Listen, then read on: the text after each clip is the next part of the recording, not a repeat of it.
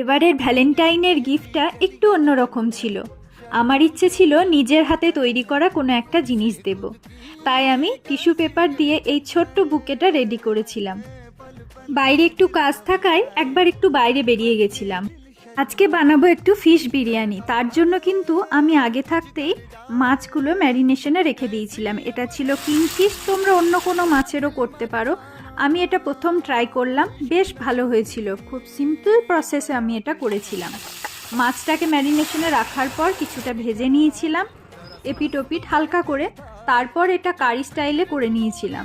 আর কারিটা যখন দেখলাম প্রায় রেডি হয়ে গেছে, তখন ওপর থেকে এই রাইস আর তার সাথে কিছুটা বেরেস্তা ওপর থেকে দিয়ে দিয়েছিলাম। গার্নিশিংয়ের জন্য আমি এখানে ইউজ করেছিলাম ধনেপাতা আর পুদিনা পাতার একটু ছোট্ট মিশ্রণ। ডিনার টেবিলটা একটু সুন্দর করে সাজিয়ে নিয়েছিলাম, আর এইভাবেই আমাদের দিনটা সমাপ্তি হলো।